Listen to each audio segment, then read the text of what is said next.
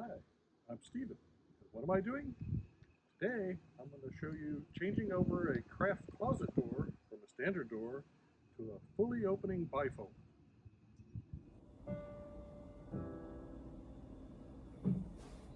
Hi. This bedroom has a little bit of a space problem.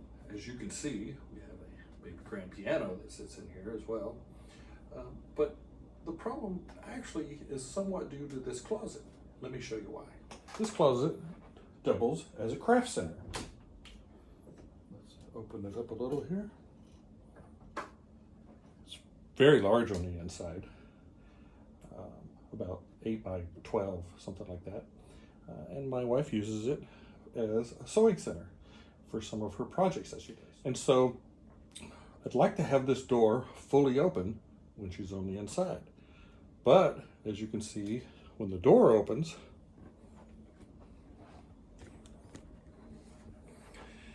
it requires that you make sure the piano bench is under the piano. And note, if you don't get it all the way under, then you take multiple tries at it. So of course you see the door still won't open without banging the nice piano. So you have to get the bench fully under the piano before you can open the door all the way. Some will ask now, why not use a bifold door? And that is an option. The thing about a bifold door though, is a regular bifold door, is that it essentially will take half the distance, so it doesn't stick out so far that you would have to move the piano bench a great deal. But a bifold door does continue to stick out. A bifold door actually uses part of the opening. So now you're consuming at least, say, 4 or 5 of the inches of this door. This is a 32-inch door. If you lose 4 inches of space in it, which makes it feel a little more claustrophobic. So what I'd like to see is a fully opening folding door that can be used and give you the openness that you need in the crafts room. The order mechanism didn't give me a way to say whether I wanted a left opening or a right opening. Not realizing that at first, the vendor sent a comment back to me asking what I wanted, and I had to specify that I wanted a right opening door so that it'll open in the same direction as what we currently have. So after a couple of weeks, the package arrives. It looks like this. I haven't done one of these before, so let's see what's inside. We see they've packaged it very nicely, actually, in order to try to keep the components from getting bent. So this is nice. Here's the instructions. We'll take a look at those a little closer in a moment. But from what I know so far, this is the hinge, the folding hinge that will go at the top of the door. This would appear to be the hinge that goes on the bottom of the door to achieve the folding action from there. This, I would guess, is the pivot at the bottom of the door. And then this must be the plate that fits on the door and onto the pivot, so it will fit on there, something like that. This is just my first glance. We'll look at the instructions, the various screws that go with it. So here we have it. So as we pick this up, we'll see this is likely how it is closed. This plate probably fits against the ceiling of the door. Then when you begin to open the door, this takes the one side, folds it back against the outside, and that's how you achieve the fully opening door, leaving space unlike a bifold door would do. Now, the full 180 means that the edge of the door is on the outside, as it would be in a standard door. So let's take a closer look at these instructions. Interesting. These instructions do not appear to be in English, so I may have to get out my Google translation. for Chinese, but that's okay. We'll look at some of the pictures first. We'll see. It shows you here it is in a closed position. There's the handle you normally would use to open the door. In this case, they're showing it that way where I have a knob, but this is in the closed position. We see that the hinge pretty much conforms to this. This door is opens to the left because my handle's on the other side. So we see in these instructions that these nubs are pointing the other way. Now on my right hand door, obviously that's going to point in a different direction. On this side, again, just some more pictorials of how the hinge mechanism opens at the top, fits at the top, how that applies to the door. They show you the various components. Again, the pivot goes at the bottom, how we have a hinge that'll fit at the bottom as well, and then the various points in the frame where things are going to attach. So despite not having English, I think we'll be able to work our way through this. I went and bought a bifold door to fit my opening with the same panel look that I have on the doors in the rest of the house.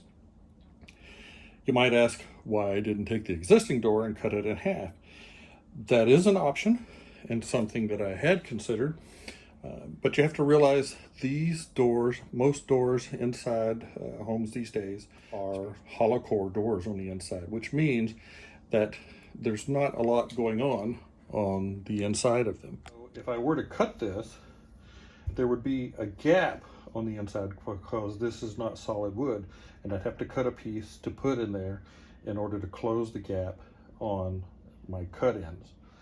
The other reason I thought about this is that in a standard door, I mean in the door that's here right now, you'll note that it obviously has hinges. And the hinges are routed into the door frame. So if I have a door that fully opens and no longer uses those hinges, it's going to have an unfinished edge that I would have to go and finish anyway. So I thought it was probably better to go ahead and get a door that didn't have routed for hinges yet, and just not use the bifold mechanism. I just have to use it for the two panels that come with it. As you get to the last screw, it's good to hold onto the door. The bottom hinge has now been taken loose, and we just want the door to drop straight down when we're done with it. And then it's sitting on the floor. So I can now take it out of the room and proceed to what I want to do next.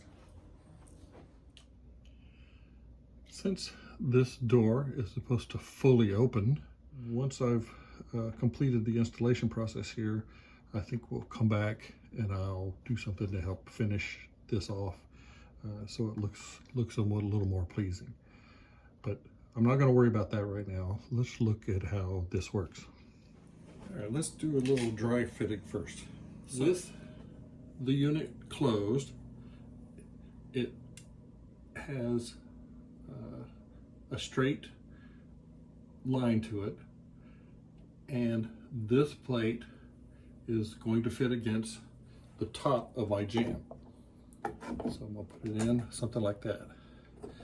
Then without pinching my fingers, I'm going to start to pull it open by holding this one plate against the wall back here.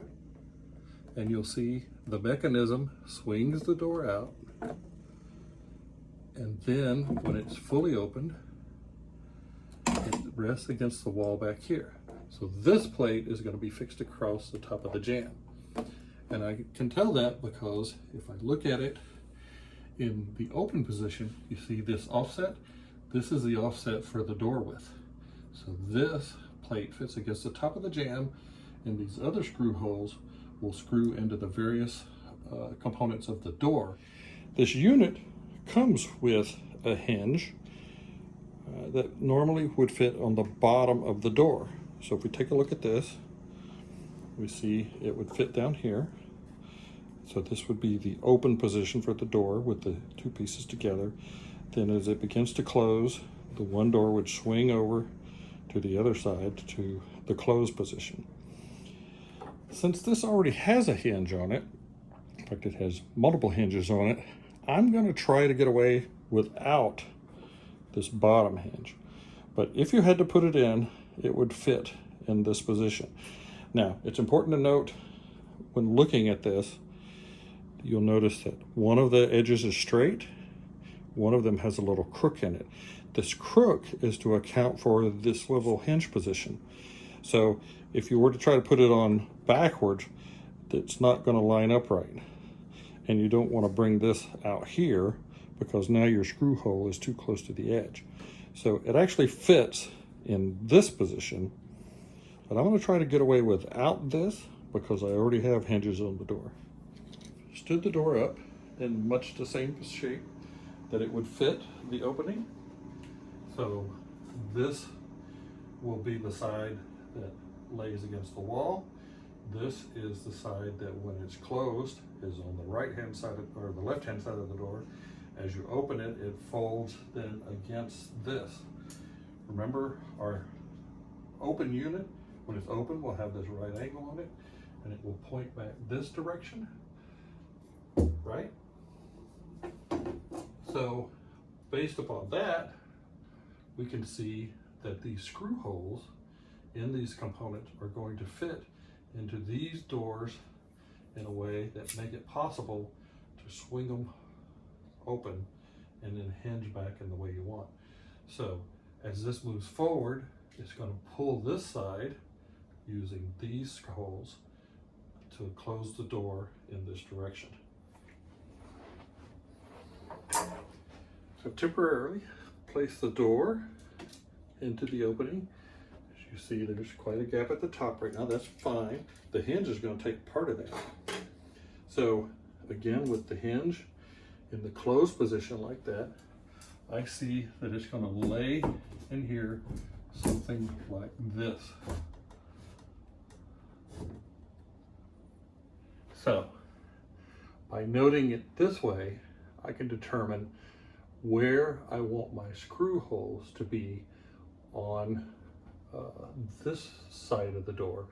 So as it opens, I'm not impeding the hinge area here. What I want to do right now is get my pencil, and I'm going to get on the step stool and I'm going to look at the top of the hinge and I'm going to figure out where these hit. Despite not having English instructions, looking at the pictures and the numerical values they have in certain places, it looks like they expect a 3 to 5 millimeter gap on the edge. I believe the hinge piece they gave us is probably approximately that. So I'm going to use it as my spacer for where the door is going to fit against the outside jamb. With that in place, I'm going to then put the hinge again with the jamb side up over here. So this is the way this is going to fit, and I want this to hit right in the middle of this pivot right here, which means this bar, which is underneath the bar that ties into the top of the jamb, will screw into this door at these positions. So here I can get to these holes, so I'll use these holes in order to mark the position on the door where that's going to fit. Once I have this one in place, then I'll be able to work on this side for where the holes fit into this door. Okay, using that position, I'm going to pull it out some. I know this part of the hinge needs to be flush with the outside wall. So now by adjusting it back, I have the position for where these two screws will go. And then once I have this in the open position, I'll be able to draw the holes for the other 2 screws. All right, before we start screwing things into place, it'd be important to look at the pivot hardware again. This piece with the peg is going to fit against the inside jamb at the bottom. This piece has the part that fits on that. So this is going to fit on the door that opens against the outside jamb. So when we look at our door, this is the bottom of the door. The hinge is down at that end.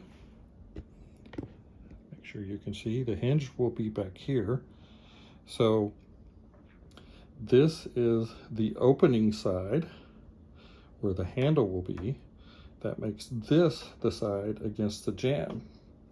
So if we were to start playing here, all right, going by the picture, I believe this is the bottom plate pivot.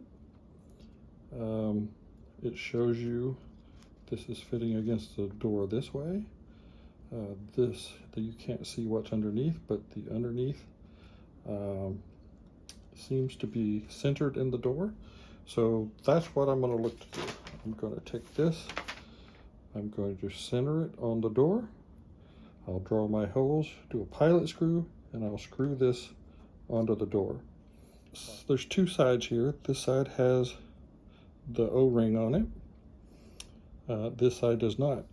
But you can tell that the screws will go in from this direction because of the indentation that's here. So when the screw heads go in, they fit flush down across the bottom.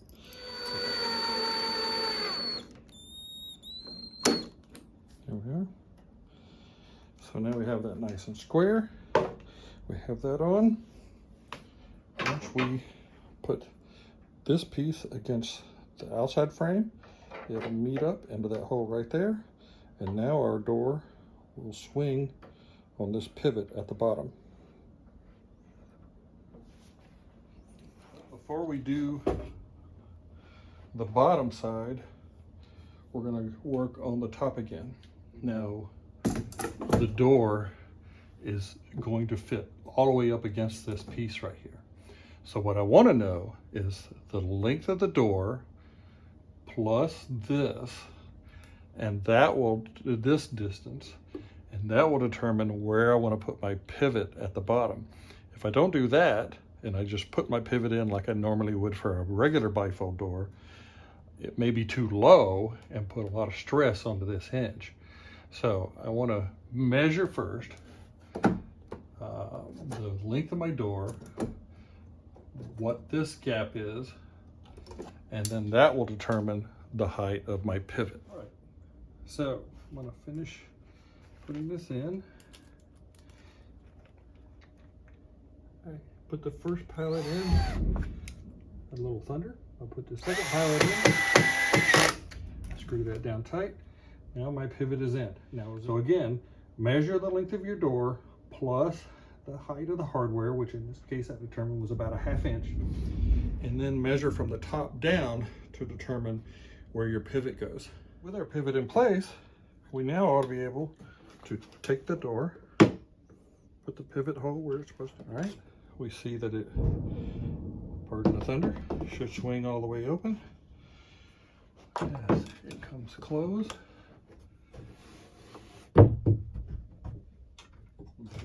fits snugly up for the hardware for the final hinge. So let's work on that next. Now, to begin on the top, remember when we held it open before in order to try to determine where the hinge, one of the hinge holes was going to hit on the, I'll call it the fixed side of the door, the one that's against the jamb? Well, that was to determine the horizontal position of it, but now we need to figure out how it fits within the door. Let's draw this around this way. So what I did is I used this straight edge in order to find the outside, and I've drawn a line across where I made that mark. So that is where the screw hit. So now with the door in the what would be the open position, we're going to take the hinge again. Remember, this was the hole that we were lining up down here. So we're going to have it approximately there. When the door is fully open, we see this hinge is hitting how it hits on this door. So I'm going to use the measurement of how that aligns into that in order to find a place to put a screw into this outside edge of the door. And the reason I want to do this, I want to do one screw at a time, maybe two, in order to hold this better, because I want to temporarily have this put together so that I can get it up into position in order to put a screw in the top plate as well. And that's all going to help me determine, did I do the placement right? If I go to open it and I see some pinching, I'll know, I'll be able to figure out how to adjust it. But using the line that I've drawn down here and this,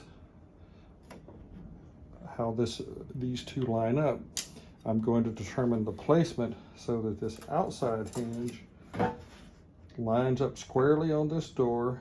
And I'm going to put a screw in here at my line, probably one at this end, and I'm going to put one in the floating door so that I can then begin my test run.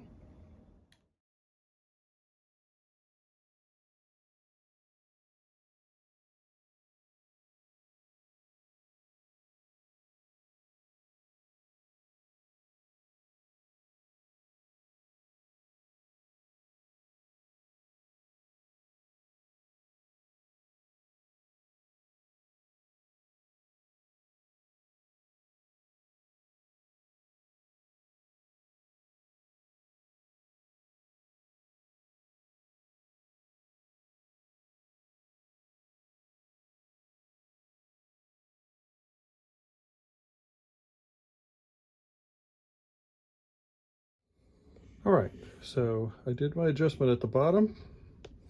So now I have approximately the same distance all the way up through here. So the door is relatively square.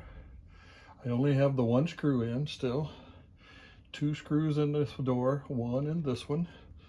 So let's go to the outside and let's see how we fit. All right, let's begin to close the door. We see the mechanism working.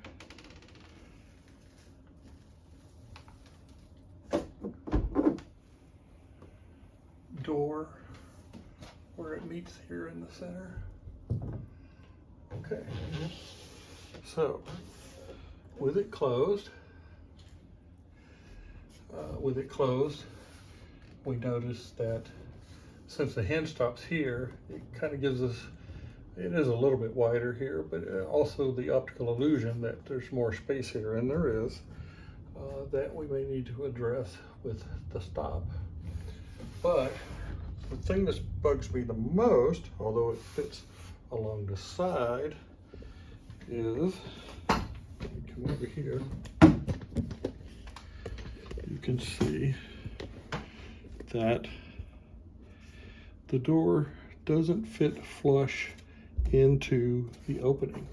So what this tells me, what needed to happen, let me open the door again, is this stop block for the door. The stop block for the door means I haven't pushed this in far enough to do what we need to do. So what I need to do is take the stop block out so that I can push this hinge portion a little further in. I'll have to move my pivot. You see, I've removed the stop at the top. That's allowed me to move this in about a ½ inch. Now, some might wonder, you'll see where I made my initial cut here. But then when I went to test fit again, I realized that as this door closes, it actually pinches back this way. So instead, I've removed the entire stop at this point. And once I've decided if I've got the right fit or not, then I'll come back and I'll put the stop in on the inside edge here at the top. But or I may have to cut it down in order to fit within the original footprint here, because I want it to line up right over at the corners. But because it looked like the mechanism needs the room to move, we see that I had to remove the whole thing and not just cut it at the end. With that done, now let's close the door. All right, I'm going to pull on the door. Again, as I pointed out, if you've ever taken a bifold loose on this side, this would just flop around in here, but it's nice and firm. The action holds the door securely. You see it opens all the way up into a nice spot. It never expands any further than this. So once I have my piano back in position, I won't have to worry about the bench having to be put all the way underneath. Then as we carry it on through, we see it closes down very nicely. And because I adjusted this top plate back, we now see that I get a better flush on the outside where the original door seal would have been. So I will show you. I went ahead and I put in the final screws from the top. I do want to make one note about this side piece, and that's right here. I'll bring the camera around. You'll see, because of the shape of this last area rises up, and this outside area hits my door just a little bit. Again, that might be because this is designed for a slightly different size door. Now, I probably could notch this out and that would help a little bit. But my inclination right now is, even though I've screwed the last 3 screws down tight, I put this screw in and only brought it down snug. I don't want to pinch this down. And then watch as we close, we'll see that the mechanism closes fully. You still have this little bit of rise here, but I'm going to say that's okay. And the mechanism holds the door firmly. As I said, a loose bifold door here would just swing wildly. This gives it a nice action, holds it firmly, it fits all the way in. A little paint, a knob, a fixed knob on the outside to pull, and a repair where the previous hinges used to be, and a little more paint in here.